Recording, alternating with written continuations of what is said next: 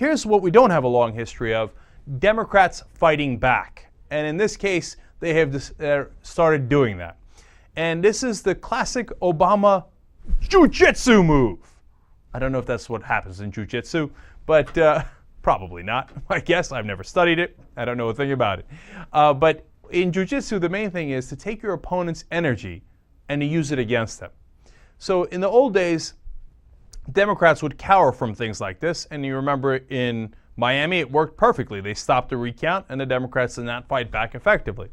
In this case, what Obama's doing is saying, hey, look at this.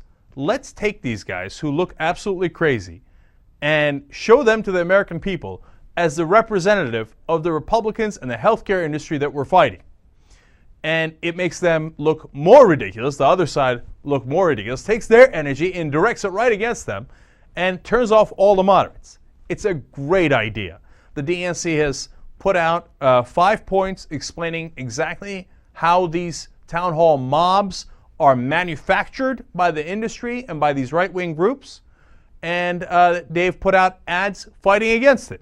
So first, let's start with ad number 10, clip number 10 here, a DNC ad that is hard-hitting, explaining exactly how these mobs are created.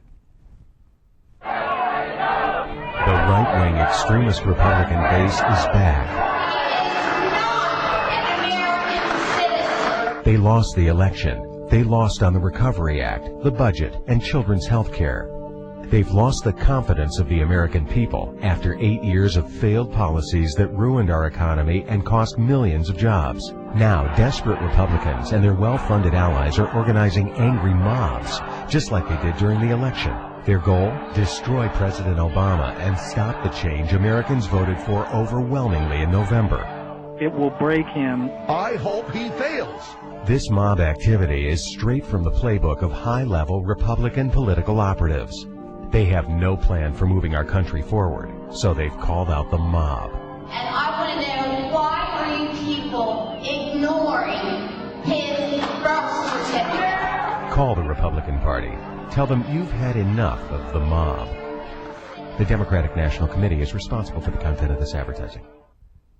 Now, I'll tell you what, they're using that mob as a little bit of a double meaning as well. And they're focusing on that word because that's a scary word. That's a hard-hitting ad, man. And I'm not used to Democrats doing hard-hitting ads. And you look at that and you go, hey, you know what? We might have a little fight back here. Or as Anna would say, strike back. Well, Wendy created that, but Anna loves it.